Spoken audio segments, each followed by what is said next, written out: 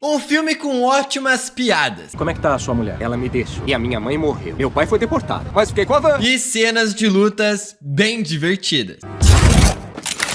Oi, sou o Scott. Vamos falar aqui agora nesse vídeo todos os detalhes, referências e easter eggs no filme de Homem-Formiga 1. Esse aqui faz parte da nossa saga Marvel, onde já nos encontramos no 15º vídeo, onde toda semana um vídeo aqui no canal até o lançamento de Vingadores Doomsday na nossa saga Marvel. Então não esquece de se inscrever aqui no canal e principalmente conferir a nossa playlist Saga Marvel com todos os filmes em ordem cronológica e também as séries do MCU.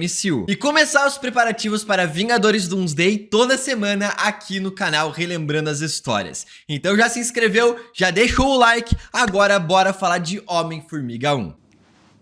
Eu vou preparar um chá. O filme começa em 1989 na antiga base da SHIELD, que foi destruída no segundo filme do Capitão América Soldado Invernal. Deveria estar em Moscou. Eu peguei um atalho. Ali vemos o Hank Pym, o verdadeiro criador do Ultron nos quadrinhos da Marvel, onde aqui no MCU quem foi o criador foi na verdade o Tony Stark e o Bruce Banner. E sem falar que o cara é o primeiro Homem-Formiga que veio a existir nos quadrinhos da Marvel. E agora querem roubar a minha pesquisa. Ele chega ali até o conselho da SHIELD, que temos ali principalmente o pai do Tony Stark, o Howard Stark, e também a Peggy Carter, já que os dois foram os fundadores da SHIELD, como mostrou no segundo filme do Capitão América. Ele acusa que o Howard Stark está tentando recriar o soro das partículas Pym, que faz ele conseguir se encolher. Detalhe aqui, tá? Em 1970, o Capitão América rouba partículas do Hank Pym quando viaja no tempo em Vingadores Ultimato. Depende do que você supõe ser uma imitação medíocre do meu trabalho. Entre eles está Mitchell Carson, que aqui dentro da SHIELD é um infiltrado da Hydra desde esse tempo, junto com Arlen Zola, como tinha mostrado em Capitão América 2. Pena que não protegeu a Janet com tanta ferocidade. Ele vai lá, dá um socão na cara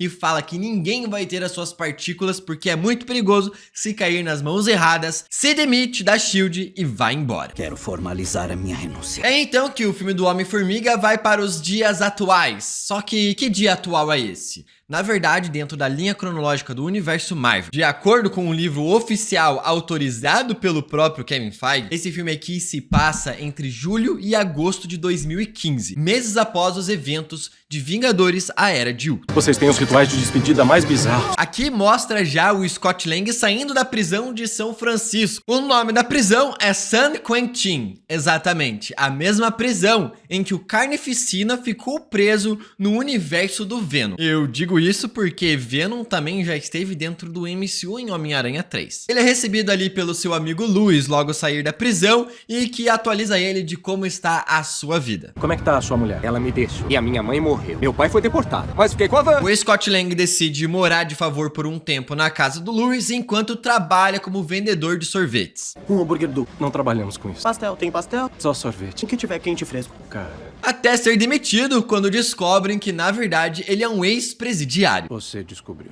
A Baskin-Robbins sempre descobre. Detalhe, que no nome dele aqui no crachá tá escrito Jack, ou seja, ele não deu o seu nome verdadeiro, justamente para conseguir o emprego. Demais. Eu não podia estar mais feliz. Quando ele tá andando na rua para voltar para casa do Luis, ali a gente consegue ver duas coisas bem interessantes, na verdade três. Uma é uma arte do Kurt Cobain. A outra é uma propaganda da Pingo Doce, o refrigerante em que o Stan Lee morreu no filme do Incrível Hulk. E a terceira é justamente o hotel onde é a casa do Luis, que tem o nome de Milgram, um dos criadores ali de diversas histórias do Homem-Formiga nos quadrinhos da Marvel. Cara, te descobriram. Em seguida, somos apresentados aos amigos do Luis. Muito prazer. E contam como que ele conseguiu ferrar com o banco, que é o VisaCorp, e que tinha roubado dinheiro de diversas pessoas. O Scott Lang foi lá, roubou do banco para devolver o dinheiro para as pessoas. E mandou milhões pra conta das vítimas. E postou os podres na internet. Bem estilo Robin Hood, só que da atualidade. E ele acabou sendo preso por causa disso. Eu odeio violência, foi só furto. É essa a minha praia. O Hank Pym vai até a sua antiga empresa para uma apresentação, em que o seu pupilo, Darren Cross, estava fazendo. Ali ele fala que ele conseguiu replicar as partículas Pym e conseguir criar uma armadura com ela. E ele até chega a apresentar vídeos da SHIELD para as pessoas. Detalhe aqui, ele só conseguiu esses vídeos da SHIELD porque eles foram vazados com os arquivos totais que a SHIELD tinha soltos pela A Viúva Negra no segundo filme do Capitão América, se ficando público para toda a população. Sabem onde me encontrar. Em cena deletada dá pra perceber que um desses caras aí tem uma tatuagem dos 10 anéis em seu pescoço. Nada muito inteligente, possui uma tatuagem de uma organização secreta tatuada bem num lugar super visível. Essa aqui é a organização secreta do pai do Shang-Chi, na verdade, e não do cara que aparece em Homem-Formiga 3. Um detalhe aqui interessante é a gravata que o Darren está utilizando. Ela é feita por hexágonos, como se fossem as colmeias das abelhas, que inspirou justamente o Jaqueta Amarela. O traje do Jaqueta Amarela mais pro futuro do filme tem diversos detalhes hexagonais, assim também como a gravata. Bobo, eu sei. Ele fala Tales to Astonish, Contos de terror. que é praticamente o nome da primeira HQ em que o Homem-Formiga apareceu nos quadrinhos da Marvel. Em seguida, em um vídeo mais propaganda, com super efeitos, ele apresenta todas as habilidades que o Jaqueta Amarela, o traje dele, conseguiria fazer em missões, utilizando efeitos sonoros dos tiros lasers utilizados em Star Wars. Ações A Hope fala que ele não consegue reduzir seres vivos em miniatura, apenas objetos. E Hank diz que conseguiu encontrar uma pessoa para justamente acabar com os planos do Darren. Acho que encontrei um cara. É nesse momento que o Scott visita sua filha no aniversário dela e é expulso pela sua esposa por não estar pagando a pensão e por lei ele não pode visitá-la. Princesa! A sua filha é a Cassie Lang, justamente a personagem nos quadrinhos da Marvel que vai vir a se tornar a estatura participando dos Jovens Vingadores, coisa que ela literalmente se torna no terceiro filme do Homem-Formiga. É horroroso, mas eu amei! Saindo da casa ali da sua filha, ele toca a buzina da van, tocando a música La Cucaracha, que na verdade é a Barata, um inseto num filme de um herói inseto. Enquanto isso, o Darren mata o único cara que não gostou do seu projeto. Tchauzinho, Frank. E o Scott aceita roubar a casa do Hank Pym, né, que vai vir se tornar a casa do Hank Pym, justamente para conseguir dinheiro para conseguir visitar a sua filha. Pai, me fala do trampo. O quê? O Luiz, então, conta o trabalho que ele tem que fazer e o assalto de uma forma muito engraçada e bem dinâmica. Aí eu falei, a Emily falou pro Carlos, que falou pra você, que falou pra mim. Qual é a desse cofre? Com certeza tá valendo bem. O Scott Lang pula o muro, sobe pela parede rapidamente e destrava o alarme. O alarme foi. E ele utiliza uma habilidade ali com durex, cola e também pegando as digitais de uma forma muito parecida com a qual o Nick Fury fez no filme da Capitã Marvel. Abre. Ele se depara com um cofre então feito com o mesmo metal do navio do Titanic. Feito com o mesmo aço do Titanic. E a sua equipe faz diversas referências ao próprio filme do Titanic. Lembra o que o iceberg fez? Matou o DiCaprio. E todo mundo. É uma velhinha gaga. O diretor de fotografia do filme aqui é o mesmo diretor de fotografia de Titanic. Ela ainda foi lá e jogou a joia no oceano. O Scott consegue arrombar o cofre e vê ali o traje do Homem-Formiga. E vemos que na verdade ele está sendo observado pelo Hank Pym o tempo inteiro. É pegadinha. O Scott vai pra casa do Luiz e veste o traje do Homem-Formiga, aciona o botão, fica em tamanho diminutivo e ele acaba escutando a voz do Hank Pym. Bem diferente daqui de baixo, não é, Scott? É nesse momento aqui que vemos um efeito quando ele está se reduzindo, formando várias imagens em flash dele, exatamente como os quadrinhos da Marvel faz para replicar e mostrar e ilustrar os poderes do herói. Vai ser sua prova de fogo, Scott. Ou, nesse caso, de água. Ele cai pelo ralo, é pisoteado em uma festa e é sugado por um aspirador que tem o nome de Kirby, referência ao Jack Kirby, um dos co-criadores do Homem-Formiga. E detalhe, tem o símbolo do Ômega, aonde o Jack Kirby também foi o criador do Darkseid, que possui o símbolo Ômega. É atacado por um rato até cair em um carro na rua e resolve devolver o traje para o Hank Pym na casa. Só que saindo de lá, ele é pego pela polícia e preso novamente. Mas eu não roubei nada, eu fui devolver o que eu tinha roubado.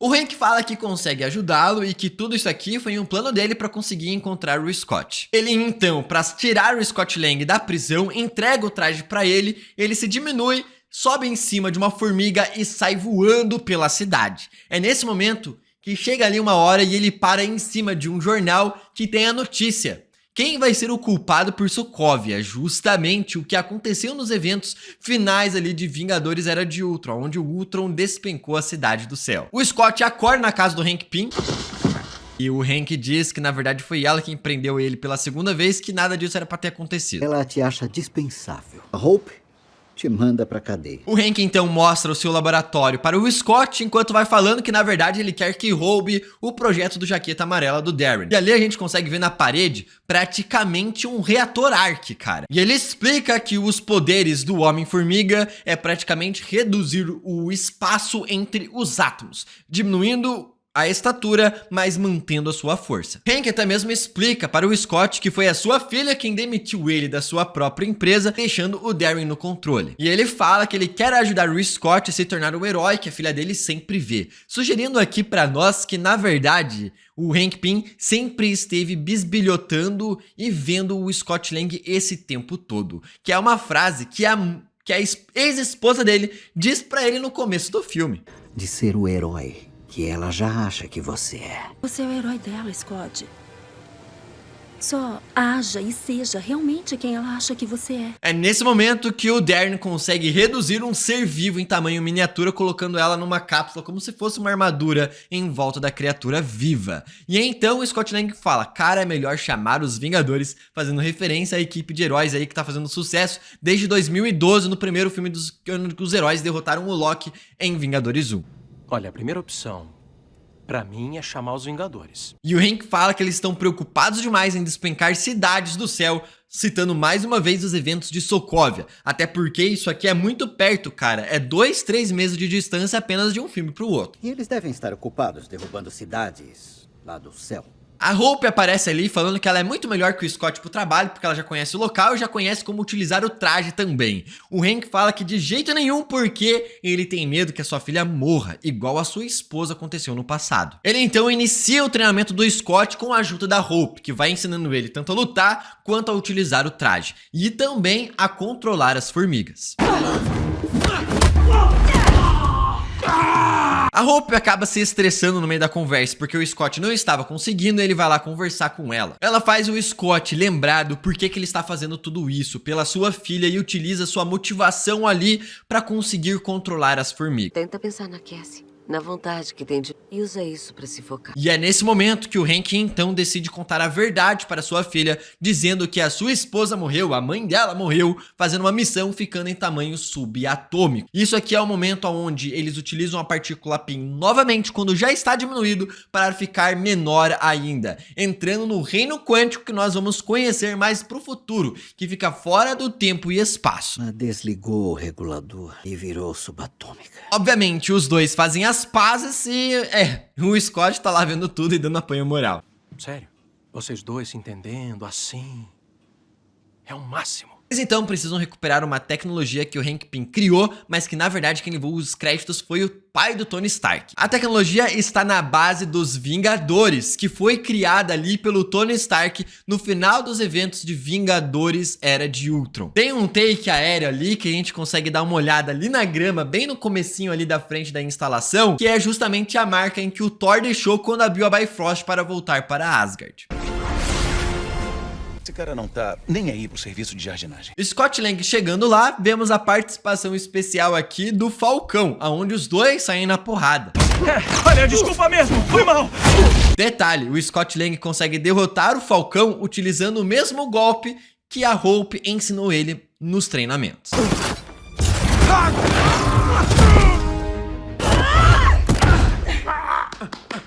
O Scott Lang consegue vencer a luta entrando dentro da armadura do Falcão e tirando diversas peças, estragando a sua armadura. Coisa que ele tenta fazer novamente em Guerra Civil com o traje do Homem de Ferro. É muito importante que o capitão nunca saiba nada a respeito disso. Aqui no final, quando o Falcão é derrotado, ele fala com alguém ali falando, é melhor o Capitão América nem saber disso, referenciando obviamente ao Steve Rogers. E um detalhe interessante é que o diretor do filme falou que a pessoa com quem o Falcão estava conversando, na verdade, era a Viúva Negra. O Scott consegue recuperar a tecnologia e o Darren invade a casa do Hank Pym, querendo matar ele. Ele estava de luva, roupa preta e tudo mais, só que ele sabia que a Hope estava lá, e o Scott Lang também. Então ele meio que aborta a missão e triplica a segurança em todas as suas instalações na sua indústria, para que evite ser roubada sua jaqueta amarela. Com sensores em todas as entradas e as saídas de ventilação, fecharei com nanomalhas de proteção. Detalhe aqui que na conversa do Darren com o Hank Pym, tem um carro em miniatura ali em cima da mesa, e esse é o mesmo carro em que o Hank Pym utiliza durante o filme inteiro. Pra que garagem? O Scott fala que um jeito de entrar pelas instalações ali do Darren é através dos esgotos e dos encanamentos, e ele então chama os seus amigos pra ajudar na missão. Nunca aconteceu de roubar uma casa e voltar numa boa. É um reconhecimento. Eles chegam lá e o Scott resolve apresentar o traje do Homem-Formiga pra eles, aonde o Lewis acaba citando o David Copperfield. Tipo David Copperfield, né? Não, nada me apavora. Sério? Joe! Sai!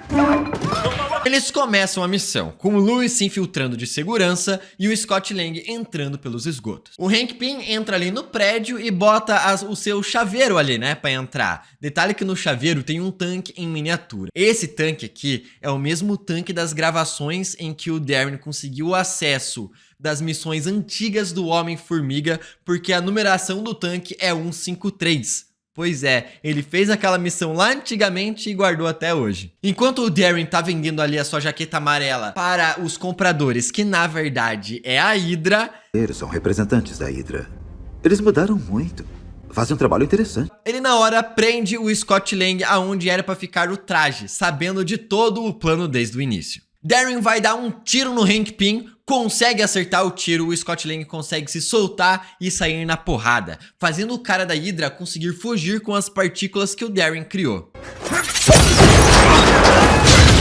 E o Darren entrando no helicóptero e fugindo com a sua jaqueta amarela. O Scott Lang vai atrás dele e o Darren fala: "Você acha que você consegue salvar o futuro com um roubo?" Detalhe aqui, cara, que essa aqui é justamente a forma em que os Vingadores conseguem salvar o futuro, fazendo um roubo das joias do infinito viajando no tempo em Vingadores Ultimato.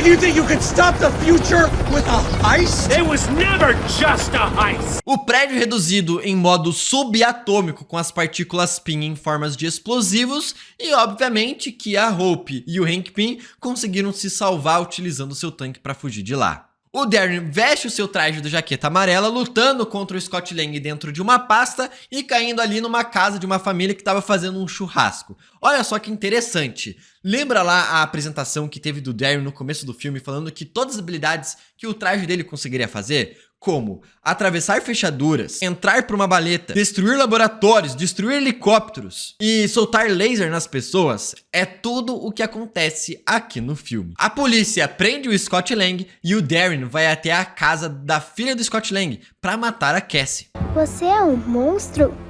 O Scott consegue se soltar da polícia e ir até lá para lutar contra o Jaqueta Amarela no meio dos brinquedos do quarto da sua filha. Um detalhe interessante aqui é ver que o trem bate no Jaqueta Amarela, cai ali para fora dos trilhos e depois no take seguinte o trem aparece atrás dele para arremessar no cara. Pois é. No meio da luta, o Scott Lang transforma uma formiga em tamanho gigante e também o brinquedo ali do trem em tamanho gigante. Na hora que o Jaqueta Amarela vai matar a Cassie Lang, o Scott decide entrar dentro da armadura do Jaqueta Amarela em tamanho subatômico. Tudo isso para salvar a sua filha. Tenho que encolher em nível molecular para entrar. Socorro, pai! Te amo, Cassie. Ou seja, nos conhecimentos aqui do personagem, nesse exato momento, ele estava se sacrificando sem saber que ia conseguir voltar à vida para salvar a sua filha. Uma cena muito da hora. O braço do Jaqueta Amarela é destruído e encolhido em tamanho subatômico, fazendo aqui uma referência onde praticamente em quase todos os filmes da Marvel, que a gente tem trazido aqui em sequência, em ordem cronológica aqui no canal, tiveram diversos braços sendo perdidos, como é o caso do Groot em Homem de Ferro 3, Thor 2, Vingadores Era de Ultron. Obviamente, tudo isso aqui sendo uma referência ao filme de Star Wars. O Homem-Formiga começa a se reduzir em tamanho subatômico, indo para o reino quântico, e em um momento temos um flash ali do vislumbre da Janet Van Dyne, a Vespa original que tinha sido reduzida há muito tempo no passado. Ele consegue sair do tamanho subatômico, alterando o regulador de tamanho e colocando ali um dos disquinhos de aumentar os objetos de tamanho. Eu te amo tanto. Eu também te amo. O Hank fica extremamente admirado que ele conseguiu sair do reino quântico, imaginando que a sua esposa também consegue ser salva. Você entrou Isso aí é impressionante. E em seguida, ele pega justamente o Scott beijando a Hope. Depois disso, vemos o Scott visitando a sua filha, que agora tem uma formiga gigante como bichinho de estimação. E o filme termina com o Lewis chamando o Scott, dizendo que um Vingador está procurando por ele. E então mostra vários cortes aqui, joguinhos rápidos, historinha e tudo mais. E temos a participação do Stan Lee no filme. Obviamente era o Falcão perguntando sobre o Homem-Formiga. Aí, tô atrás de um cara que ninguém conhece, que é rápido igual uma flecha. O cara é bom mesmo, tá? A repórter ali falando com o Falcão fala de um cara que consegue subir as paredes, soltar teias e se balançar por aí, somente em inglês, tá? Obviamente isso aqui é uma referência ao Homem-Aranha. We got a guy who jumps, we got a guy who swings, we got a guy who crawls up the walls. You gotta be more specific. A cena pós-créditos é o Hank Pym ali mostrando o traje da Vespa para sua filha, mostrando que ela vai vir a se tornar a Vespa dos quadrinhos da Marvel. Mas agora eu sei que estávamos fazendo ele pra você. E temos a segunda cena pós-créditos, que é uma cena literalmente do meio do filme de Capitão América Guerra Civil. Estamos sozinhos. Talvez não. Conheço um cara. E bem legal, cara, porque toca a musiquinha sonora ali do Soldado Invernal, igual ao segundo filme do Capitão América. Esse aqui foi todos os detalhes, referências, easter eggs e a história resumida do primeiro filme do Homem-Formiga. Fala aí embaixo se você curte bastante esse filme, porque, cara, reassistindo é muito divertido. Assiste aqui os nossos outros vídeos da nossa saga Marvel. Até o próximo vídeo e...